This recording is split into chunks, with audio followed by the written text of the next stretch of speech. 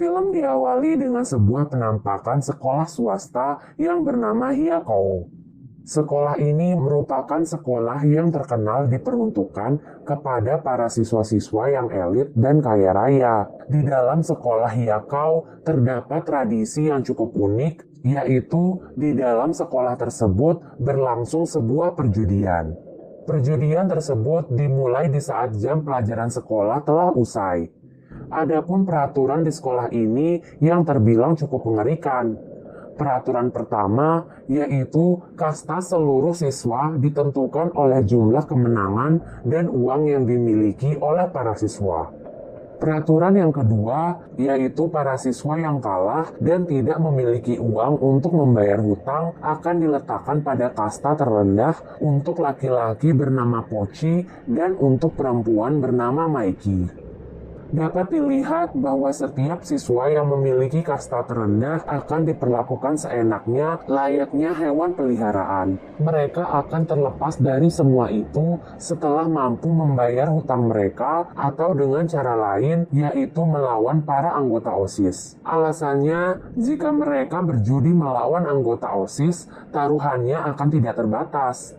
Jadi taruhan yang lebih banyak akan mempermudah mereka membayar semua hutang yang mereka miliki. Tentu saja mereka harus menang terlebih dahulu berjudi melawan para anggota OSIS. Perlu diketahui bahwa para anggota OSIS diketahui memiliki keterampilan berjudi yang luar biasa. Pada awalnya, sekolah ini terlihat seperti sekolah biasanya.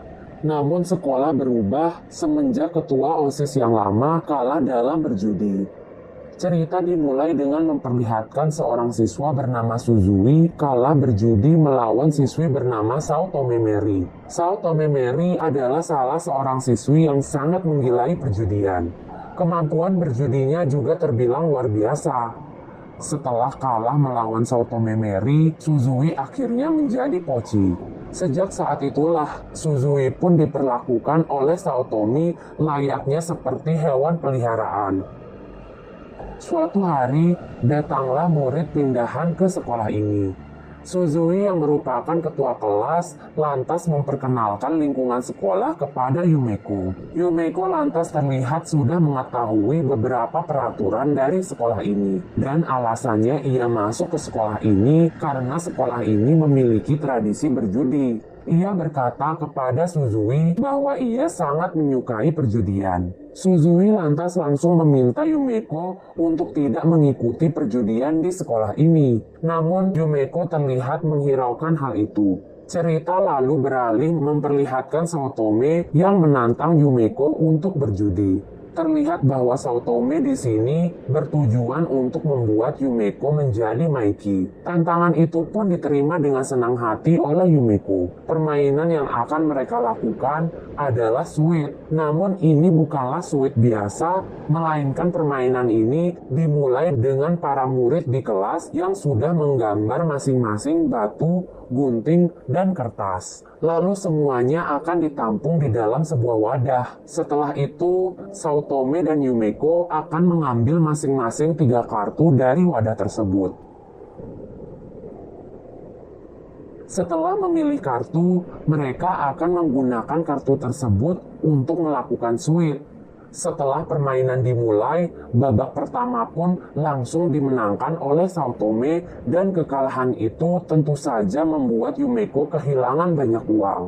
Pada babak ketiga, Yumeko pun memutuskan untuk bertaruh uang sebanyak 10 juta yen. Pada babak ini, Yumeko pun mengetahui bahwa Sao Tome telah melakukan kecurangan. Meskipun begitu, ia tetap bisa mengalahkan Sao Tome.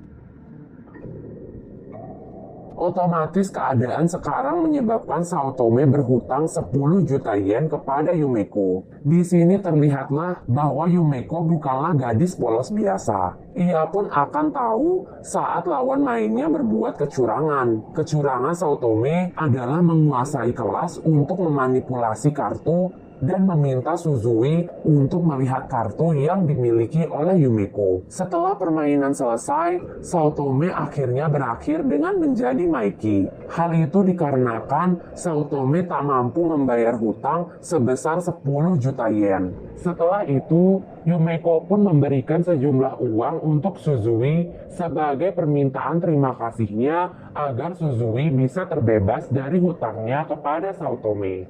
Suzui pun tampak kebingungan dengan kepribadian yang dimiliki oleh Yumeko. Keesokan harinya, terlihat bahwa meja Saotome yang berada di kelas sudah dicoret-coret dan terlihat sangat berantakan. Hal itu adalah salah satu bentuk intimidasi yang dilakukan oleh teman-temannya.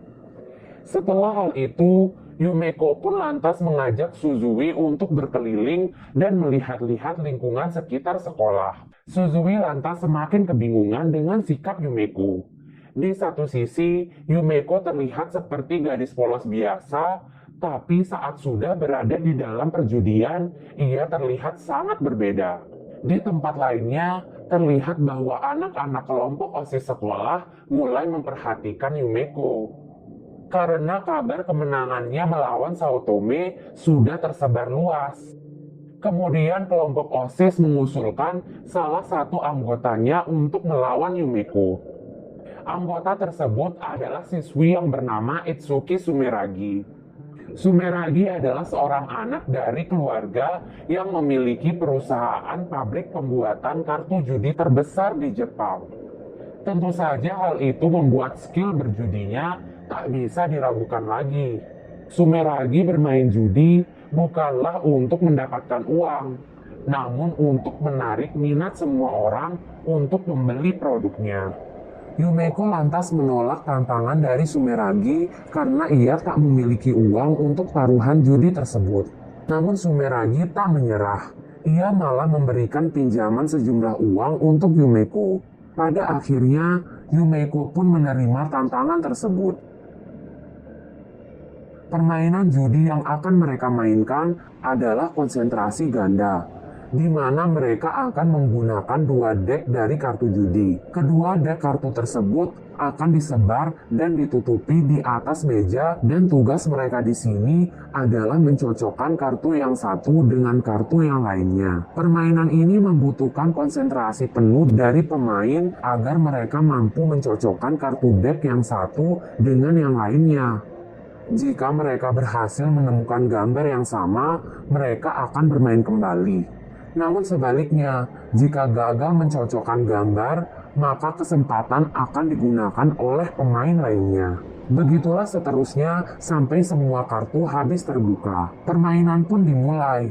Permainan ini disaksikan oleh hampir semua murid di sekolah.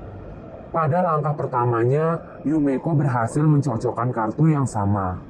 Begitupun Sumeragi, ia pun terlihat tak mau kalah dari Yumeko. Sampai pada akhirnya, ronde pertama pun dimenangkan oleh Sumeragi. Karena kekalahan tersebut, Yumeko pun harus membayar sebesar 20 juta yen kepada Sumeragi. Terlihat bahwa Yumeko di sini tak mampu membayar sebanyak itu. Ia pun mengusulkan untuk melakukan perjudian lagi agar ia mampu membayar. Sumeragi lantas kaget mendengar usulan Yumeko. Namun taruhan selanjutnya adalah kuku dari Yumeko. Hal ini dikarenakan Sumeragi sama sekali tidak membutuhkan uang, namun ia memiliki hobi yang sangat mengerikan, yaitu mengoleksi kuku dari seseorang. Dan Yumeko pun akhirnya menerima tantangan tersebut. Pada permainan kali ini, Yumeko terlihat serius karena ia juga menyukai ide taruhan gila itu. Permainan kali ini sama dengan permainan sebelumnya, yaitu permainan konsentrasi ganda. Sebelum permainan dimulai, Yumeko membongkar kecurangan yang dilakukan oleh Sumeragi. Ia berkata bahwa permainan yang dilakukan dengan kecurangan itu sangat membosankan.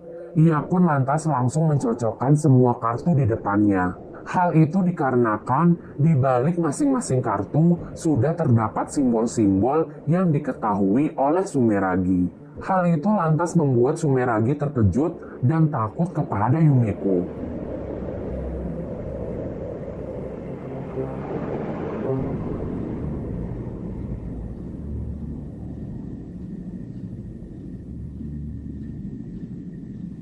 Dengan kemenangan Yumeko pada ronde kedua ini, maka semua hutang yang dimiliki oleh Yumeko telah terbayar lunas.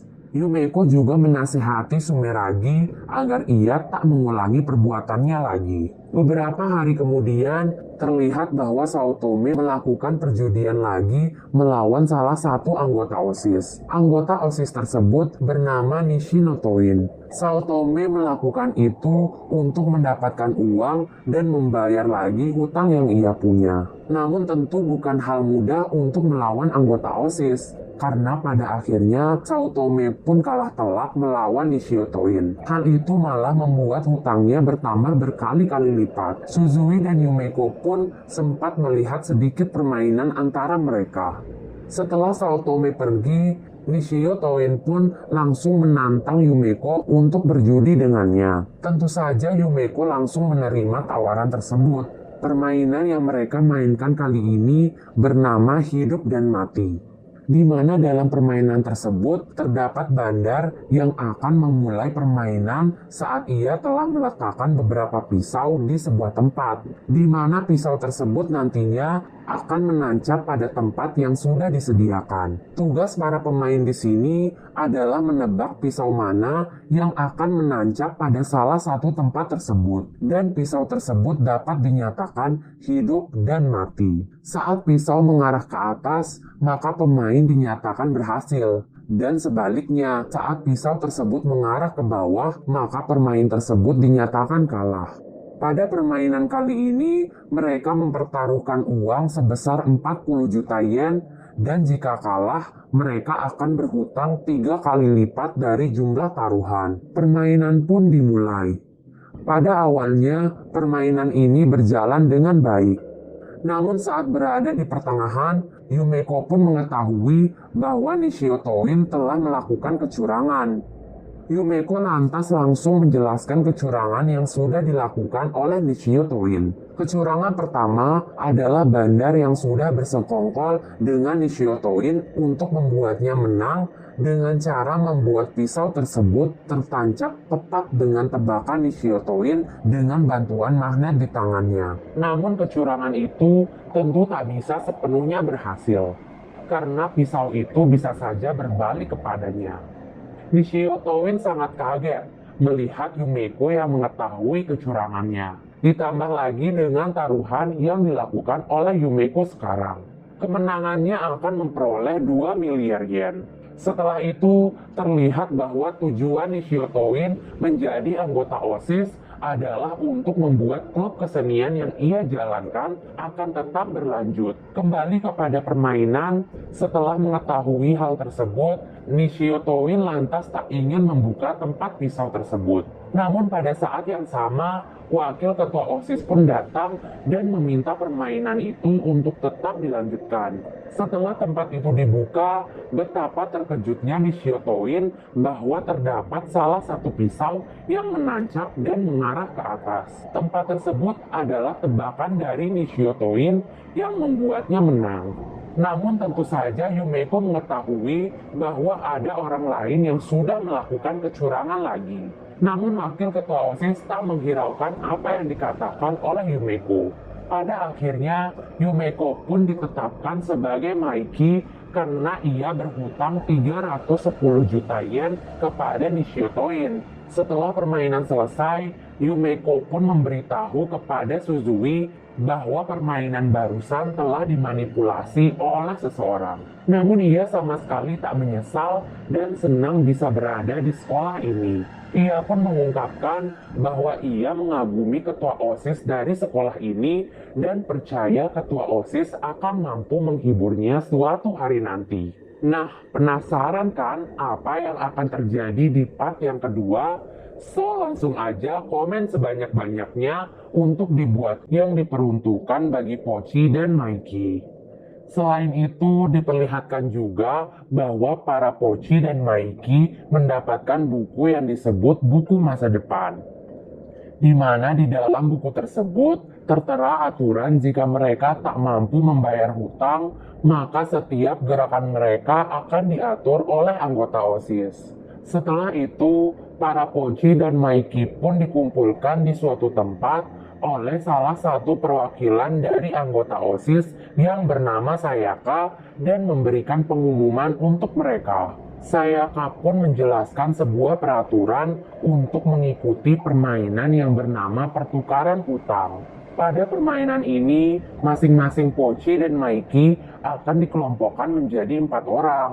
Dalam permainan perjudian ini, mereka akan diberikan keuntungan yang cukup besar, di mana setiap pemenang dari perjudian ini, maka hutangnya dianggap lunas dan tambahan hadiah uang sebesar 10 juta yen. Begitupun dengan pemain yang memiliki peringkat terakhir dalam perjudian ini akan diberikan hutang yang sangat besar. Itulah mengapa setelah perjudian ini, maka hutang dari setiap kelompok akan berpindah kepemilikan sesuai dengan peringkat yang mereka dapatkan. Setiap pemain akan dibekali masing-masing 10 chip yang bernilai 10% dari hutang masing-masing pemain. Dan ternyata Yumeko memiliki chip yang paling besar. Sayako akhirnya membentuk mereka menjadi kelompok berisi 4 orang.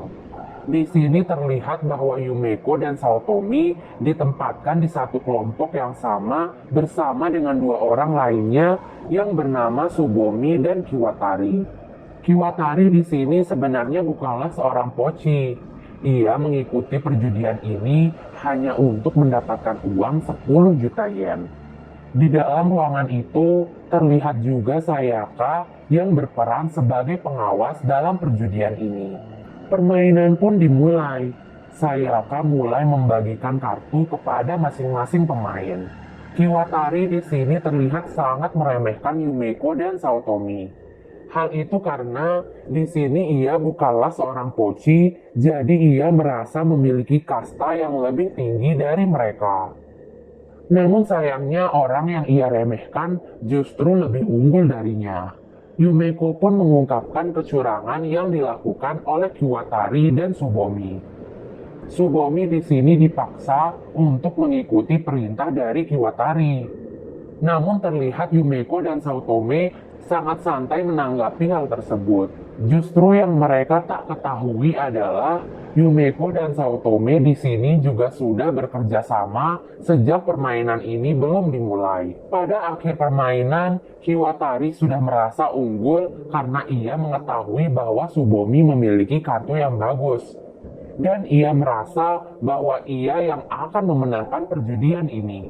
Namun tentu saja Yumeko tak membiarkan hal itu terjadi. Ia pun meminta Saotome untuk membiarkan Subomi memenangkan ronde kali ini. Kiwatari pun bersikeras meminta Subomi untuk mundur dari perjudian itu agar ia tak berakhir di posisi terakhir. Namun pada akhirnya Subomi pun memutuskan untuk terus lanjut dan akhirnya memenangkan ronde tersebut. Permainan pun diakhiri dengan Saotome menduduki peringkat pertama, disusul oleh Subomi, dan yang ketiga adalah Yumeko, serta posisi terakhir adalah Kiwatari. Ternyata chip yang dikumpulkan oleh Kiwatari merupakan chip dari Saotome. Karena sebelum permainan dimulai, Saotome dan Yumeko telah menukar nama dan chip mereka. Kiwatari pun memberontak dan berkata itu tidak sah. Namun Sayako di sini menyatakan bahwa hal tersebut sah untuk dilakukan. Kiwatari pun pada akhirnya menjadi seorang poci. Berkat perjudian tersebut, Saotome dan Yumeko pun mendapatkan uang sebesar 250 juta yen. Uang tersebut pun digunakan oleh Saotome untuk membayar hutangnya pada OSIS dan memberikan sisanya kepada Yumeko.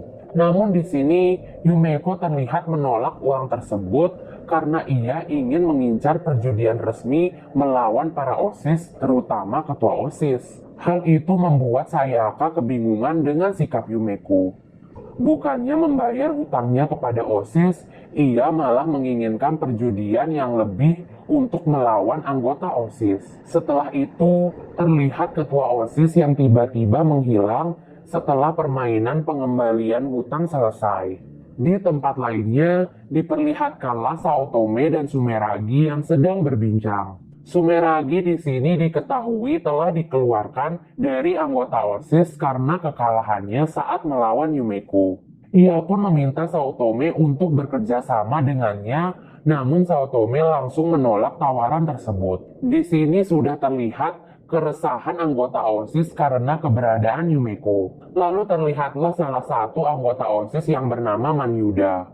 Ia di sini merasa kesal karena anggota OSIS yang terlalu berfokus kepada Yumeko. Ia di sini terlihat mengincar posisi ketua OSIS. Ia pun mulai melakukan sesuatu. Di sini, ia mengeluarkan salah satu anggota OSIS kecantikan yang bernama Ikishima.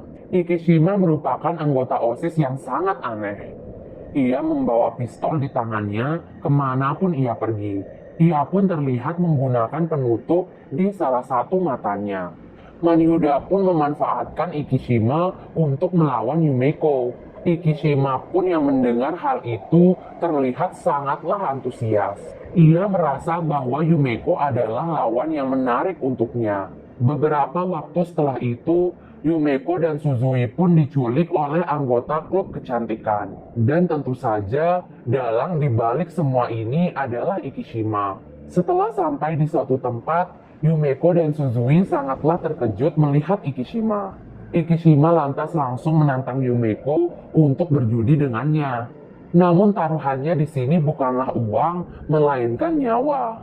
Sebelum itu, Ikishima pun menjelaskan mengapa ia harus menggunakan penutup mata pada salah satu matanya. Alasannya adalah karena salah satu matanya sudah dijadikan taruhan perjudian dengan ketua OSIS. Tentu saja hal itu lantas membuat Suzui dan Yumeko pun terkejut. Dalam perjudian ini, para pemain diminta untuk menata kartu yang ada di depannya agar susunannya sama dengan susunan kartu bandar perjudian. Jika tebakan susunan kartu itu benar, maka pemain tersebut diperbolehkan menembak ke arah pemain lainnya. Suzui di sini pun bertindak sebagai bandar. Para pemain dan bandar akan ditempatkan pada tempat yang berbeda. Mereka hanya akan berkomunikasi melalui monitor yang berada di sana. Masing-masing pemain diberikan kebebasan untuk meletakkan peluru di pistol mereka. Yumeko pun meminta hanya 3 ronde untuk permainan ini. Perjudian pun akhirnya dimulai. Pada ronde pertama, Ikishima dan Yumeko mendapatkan skor yang sama. Di tempat lainnya, Suzui terlihat sangat cemas. Ia di sini harus berusaha keras untuk membuat susunan kartu yang sama dengan milik Yumeko. Pada ronde kedua kali ini, Ikishima berhasil unggul dari Yumeko. Ia mampu menebak 3 kartu, sementara Yumeko hanya menebak 2 kartu. Ikishima pun mendapatkan kesempatan untuk menembak Yumeko. Namun tembakan itu pun tak berhasil, karena pistol yang ia pilih merupakan pistol Yumeko yang tak memiliki peluru. Hasrat perjudian Ikishima pun memuncak. Selama ini, ia belum menemukan lawan yang pantas untuknya selain ketua OSIS. Namun beberapa hari ini, ketua OSIS menolak berjudi dengannya, sehingga berjudi dengan Yumeko membangkitkan gairah berjudinya. Beberapa waktu kemudian, ronde terakhir pun dimulai. Seperti biasanya, Yumeko pun menyadari bahwa Ikishima sudah melakukan kecurangan, di mana ia telah menginversikan monitor dari ronde pertama dan ronde kedua. Namun tidak dengan ronde ketiga. Yumeko mengetahui hal tersebut dengan melihat tangan yang muncul di monitor pada ronde pertama dan kedua berbeda dengan tangan Suzui pada ronde ketiga kali ini. Setelah hal itu, ketegangan pun mulai memuncak dan pada akhirnya pertandingan pun berakhir dengan imbang. Karena Ikishima sengaja mengatur kartunya dengan susunan yang salah. Dan Yumeko pun yang menyadari hal itu juga menyusun kartunya dengan susunan yang salah. Karena bagi Ikishima, kemenangan berarti terbunuh. Sebelum pergi, Yumeko pun berkata bahwa permainan judi Ikishima sangatlah buruk dan ia pun memperingatinya untuk tak melakukan hal itu lagi. Film diakhiri dengan penampakan Saotome dan Manyuda. Manyuda di sini terlihat meminta Saotome untuk masuk sebagai anggota OSIS. Namun Saotome lantas menolak tawaran tersebut. Dan film